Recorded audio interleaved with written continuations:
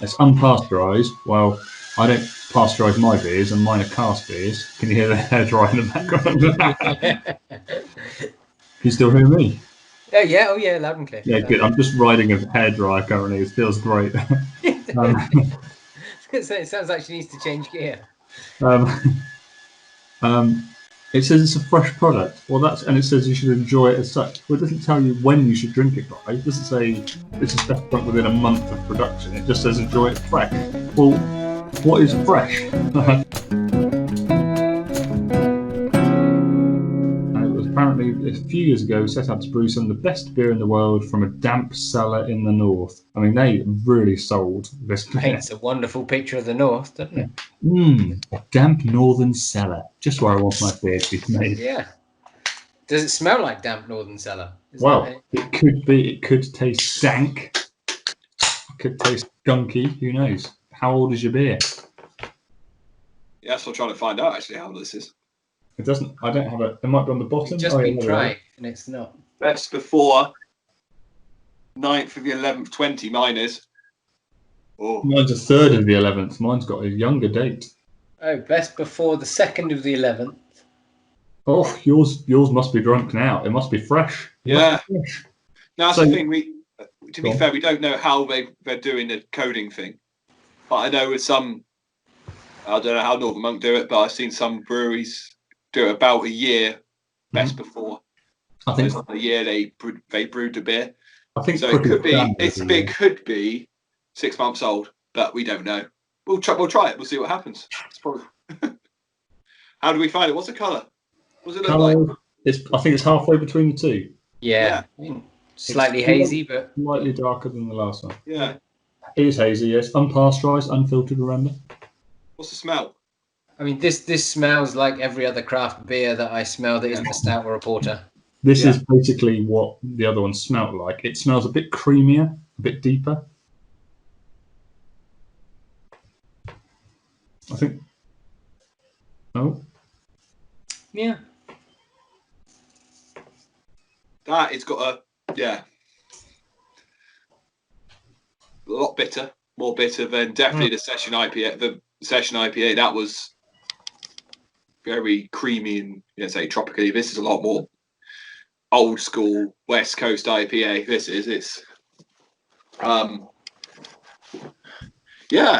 so it's interesting. I mean, this strikes me as if you hand this to somebody and say, "What type of beer is this?" They'll go, "Oh, that's craft." Yeah, I agree. They wouldn't tell you anything else about it, but it's craft beer. That's standard IPA. I would,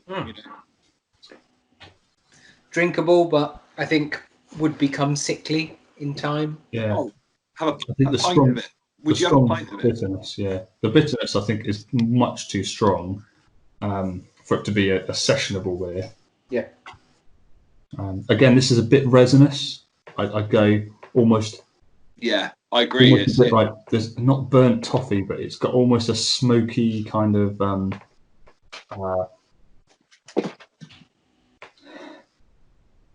charcoaly, woody. I don't know. I can't work out what. But definitely more piney. Yeah. Yeah, I'd say it's very. Yeah, just old school. I'm going to go, again, probably old school hops as well, like Cascade. Cascade, yeah. Cascade all the way. Something that's really sticky. Yeah. Well, let me have a look. This seems to be all I'm good for when it gets technical. Yeah. Go to their website and see. We need someone. You're the researcher. You are the researcher. That's fine. Yeah. Northern Monk. But there is still the tropical, so I'd still go I'd go Simcoe on this rather than. I'd go Simcoe rather than Mosaic.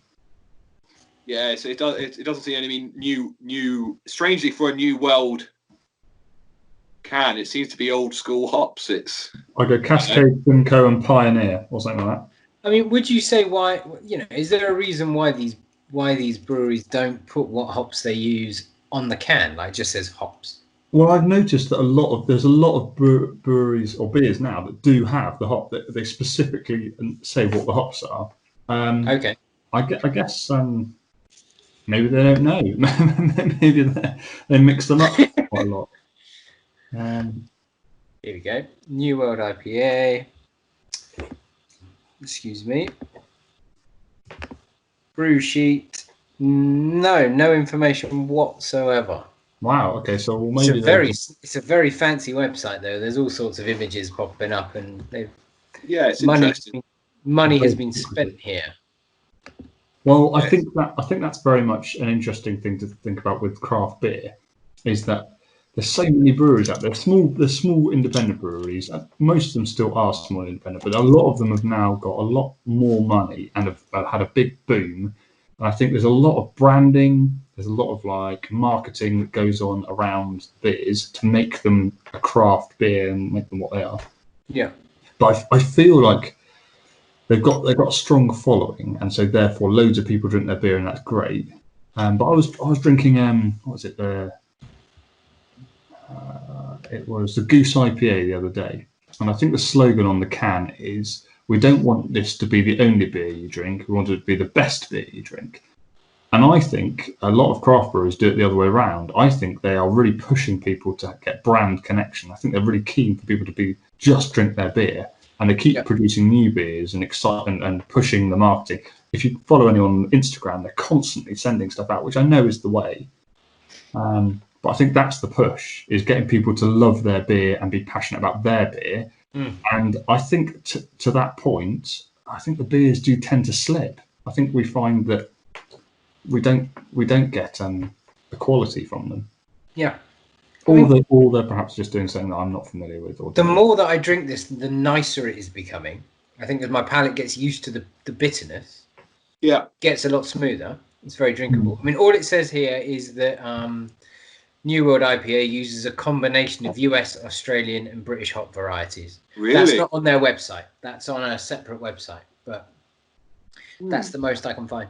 So the New World there is Australia, because America's not New World. Yeah. Okay, well, that's it. Yeah, probably makes sense now. Something about this was a beer that was brewed in the 1700s or something. Really? I don't believe that, but that's not necessarily not true. Bearing in mind, I mean, there would have been a craft beer movement a little faster than 2000. Yeah, but I mean, it's not a bad beer. Obviously I didn't taste the last one, but for me, the Sierra Nevada is still far more drinkable. This is not as fresh as the last beer. The last beer, I think, this is a bit more dank. Yeah, I agree. It's a little bit more Northern Cellary. Yeah. This is more Glasgow Kiss than the last one. Sorry, we're very southern. Let's see if I can find out any more here. Suitable for vegans again? Yeah, lots of them are. They don't use. I think finings have become like the devil in craft beer. Nobody likes to use them. But there are finings you can use that aren't fish gut. Vegan finings. Vegan fining. Well, you can use anything as simple as bentonite, which is a volcanic ash, which will help pull the negative particles out of the beer and will clear it eventually. It'll take about a week. But you can use that like bentonite. And what's it? Braumeist or something? Oh, no, it's not Braumeist. That's saying it. Yeah, something like that. Which is a vegan version, which again craft breweries are using as an alternative, which means you can have clear beer. So if you still want to do cask as well as keg, people typically with craft beer expect it to be a bit hazy, and that's fine. But occasionally you'll go into a pub and there'll be a little clip that's been handwritten that says naturally hazy. You're like, you've not looked after this. This is bad beer. Immediately turning you away from it. This cask of beer is naturally hazy. No, it's not. Although that's not as a brewer, that's not necessarily true. Sometimes your finings will fail. There's lots of reasons for that. But you shouldn't really advertise it as naturally hazy if it's not naturally hazy. It's interesting. It's interesting, that whole hazy and non-hazy argument. Like, I've never been that fussed. If it's a bit hazy, so what? As long as it tastes good and looks, it's not, I guess, gungy looking. Smells good, tastes good. I think it's an age thing. I think it's a beer drinkers thing. Certainly older people, if you go into the camera sort of scene, that's not true, because I know there are some camera parts of the country with cameramans who are really proactive and thinking about hazy beer and positive about it. Yeah. But I do think the older drinker does expect to have clarity in the beer, which is fine. And it's just a matter of education, I think. I mean, I personally prefer a clear pint. I wouldn't not drink something hazy. I'm drinking hazy stuff tonight, and that's fine. But I think I don't know. Naturally, I feel more like I want a pint of draft cask beer, and cask beer does tend to be clear. So, fair, yeah. But again, I just don't like the fizz. I'm not a big fan of fizz. I've been drinking while we're in lockdown. I've been drinking a lot of bottled beer, and it's fizzy, and I much rather have or canned beer, and I'd much rather have draft beer that was less fizzy. Yeah, that's right. Yeah, that's very true. Like when I think one of the perfect examples I have is like something like Landlord, Timmy Taylor Landlord.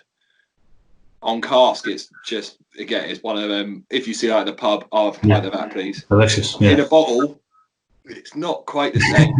Not quite the same. And they don't can it, of course. It's not really the kind of beer you can. Yeah. So. Yeah. That is, I must admit, I find myself wading through this a little bit. It's not it's not an easy drinker. I got bored. Yeah. Of it. No, there's nothing really complex about it at all. Yeah. says Glenn, necking the last of it, and Mike Coombs. It's not that good.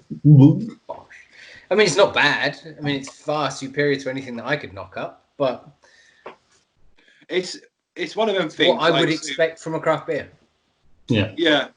But this is the interesting bit with supermarket craft beer, isn't it? It's like these beers are. It's a weird balance, isn't it? They're trying to be appealing to the mass market while trying to be crafty. That's the Northern Monk. Well, yeah. Mike, what do you think? Oh, hello. No, I wouldn't. That's maybe a touch strong, but no, I wouldn't buy it again. It's a craft IPA, but it's the reason why I don't like craft IPA. It's too hoppy. It's too repetitive. There's nothing particularly different going on with it. The can looks nice, and the website's lovely, and the software is really good. But I don't think. For me, I couldn't enjoy this over and over again, and I think it has to come down to that for me with a drink. And a second can of that, and I would be upset. What are you going? Maybe not as quite as strong as Mike, but yeah, mostly agreeing with what you're saying. There's better IPAs out there. I wouldn't. If I saw it in a supermarket, I wouldn't go for it again. It's not interesting, and it's not. There's no that thing goes, wow, this is, and I want another drink of this. It's again similar to Green Mountain. There's nothing interesting going on there. It's a bit bland, not bland. It's just, it's lacking something. I think I'd go with you on that. Like, it's called New World, but I don't think there's anything particularly like New World. I don't feel that there's a New World hop flavour in there or anything. It's just the same kind of thing all over again. And it is 6.2%, so it's not really sort of a sessionable beer. I wouldn't drink lots of it, so I probably wouldn't buy lots of it, so I probably wouldn't bother buying it again. It certainly didn't stand out. No, that was it. Yeah, I agree.